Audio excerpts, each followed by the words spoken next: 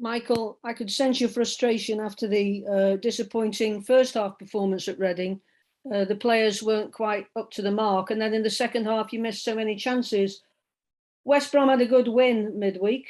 It'll be a tough ask because they, like yourselves, have fallen away when everybody expected them to be in the playoffs. Yeah, it is. It'll be a tough game, and it always is. It's a good game. They still have, an outside chance of the playoffs. They've 7 points to make up in 6 games, which is a lot, but it's not. It's still nice to have that opportunity. And we were disappointed, not so much with all of the first half. I think we were disappointed with the first 20, 25 minutes of the game where we didn't start the game well. We were sluggish. We turned the ball over too easily. And we obviously lost a goal. And when you lose a goal then in that type of game, you have to break teams down, and they put a lot of men behind the ball. And, it's a pattern of a game that we've seen quite a lot in the Championship this year for us, particularly away from home. I think we've I look at games like Bristol City away, and it was almost a similar type of game to that. And we have to be better at trying to win those games. But ultimately, if you're going to give goals away in that nature, look, the first goal shouldn't have been allowed. So that we have to be, that's not our fault. We should have defended the cross better. But ultimately, Morrison has put the ball in with his arm, and so it wouldn't have been allowed. Or it shouldn't have been allowed, rather. But the second goal's a poor goal to lose at a time when we're on top in the game. But equally, we have chances to get level in the game and we don't take them. So in many ways, obviously, we can only have ourselves to blame for that. In the 2 games previous to Reading, you did the basics well, didn't you? And the pattern in the away games has really been, as you've said, you give yourself too much to do. You chase the game. And if I may suggest, there are opportunities there that some of the players don't see when there's a good pass on. Maybe that's the youth or whatever, I don't know. But you need to try and capitalise on the fact that they'll have 3 really big central defenders, and maybe you can get around them down the outside with the speed that you have in the squad. Yeah, we have to, they're a strong physical team, very experienced team as well. A lot of experience in the Championship, experience in the Premier League as well, obviously, because they've been up there in recent seasons. And I think we have to match that, the physicality of their game. We're going to have to do that. I think where we're constantly needing to improve is in that final third, the ability to, whether it's, the level of the cross, the level of the pass, or the execution of a finish, are all areas that, individually and collectively we should be able to do better with the chances we've created this season. And ultimately, we need to find, the players have to get to that level. They have to improve in those areas, or we have to find players that have a higher, conversion in those situations. But certainly, if you look at the game on Tuesday night, we got into a lot of very, very good areas. And as you say, they made the wrong decision, or the execution of the pass or the cross or the finish was not at the standard we would expect. You knew when you came to the club that there wouldn't be any quick fixes, and you know more than me that you probably had a really difficult job getting a dressing room culture that you wanted and shipping some of the players out. But when you see players like Jagielka, who's got a few miles on the clock, having still got the same hunger and desire, you must hope that will rub off onto the younger members of your squad, and they'll pick up the same professionalism that he has and shows. Yeah, like Phil's been brilliant since he's come to the club. His appetite for the game, his appetite for training is fantastic, and that's what we were bringing to the club, as well as he's still a very, very good player. I tend to try and look at the player as rather than the age, and he's come in and played nearly all the games. He's had 1 or 2 where we've maybe had to look after him a bit, but that's on the back of having played almost every game for Derby in the first half of the season as well. So, his level of appearance and consistency has been terrific. And he's an example to all the young players, is that, like, he's here because he loves playing. He's not here for the money, I assure you of that. And he's here because he loves the game and he loves playing, and he loves having an influence in the dressing room, and he does that fantastically well. And so, we're delighted with the contribution he's made. And, he certainly, if I was a young player in our dressing room, I'd be watching very closely what, Phil Jagielka does, because that's why you're able to play at this level till you're 39. And I've played it right at the top level for England because of how you conduct yourself, really.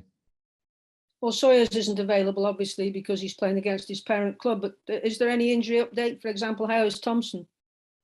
Thompson, unfortunately, be out to the end of the season now. It's bad ankle ligament damage, same ankle that he damaged last season, but it's a slightly worse ligament injury. So, yeah, the comeback time for Jordan rather is 8 to 10 weeks. So we won't see Jordan at pre-season, unfortunately. It's a poor tackle that the referee deemed was only worthy of a yellow card, but so unfortunately Jordan will miss the end of this season, and obviously he'll miss the opportunity to be part of the international games that were scheduled for the end of the season as well.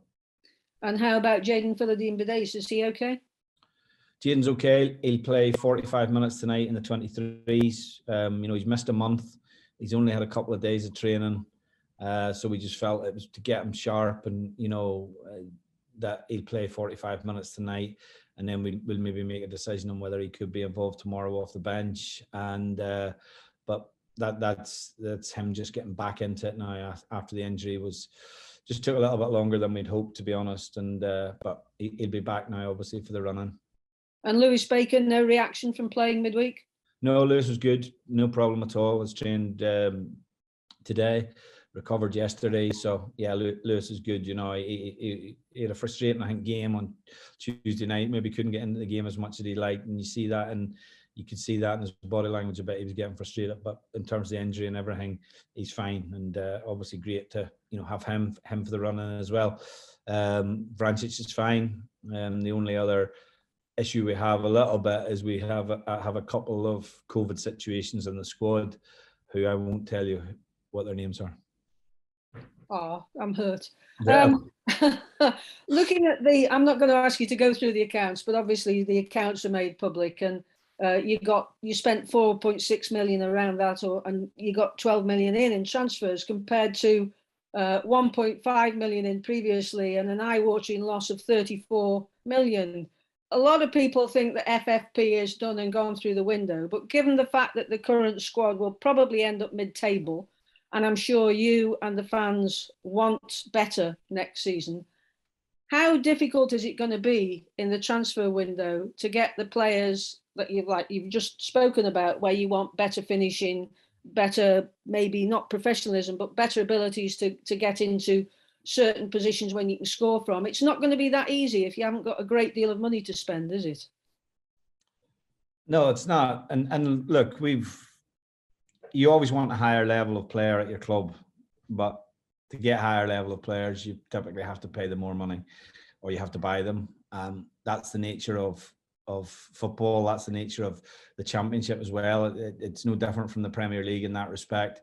So yeah, look, we've put together a squad of players. I have to say the attitude of this group is terrific. Really, really good group of players. Really good group of lads to work with.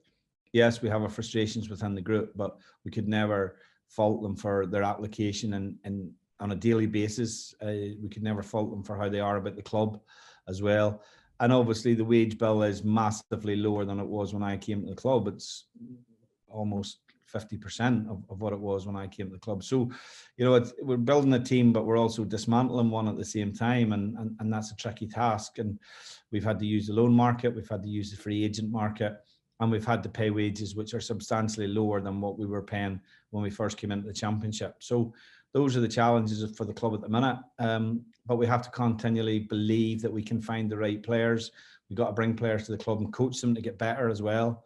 If you look at Jacob, for example, he's here nearly 2 years. He's now a senior international with Scotland. He scored double figures in goals. And that's the type of probably profile of player that if we are going to spend money, that's where we'll have to spend it. We won't be able to go out and spend 12 million on Harry Wilson, for example, the way Fulham did. That's the market that we're in, and we just have to continue the process. We won't get every signing right, but I assure the supporters that there's an incredible amount of work has gone in to try and improve the team and improve the club, and everyone here is working very strongly together to try and do that.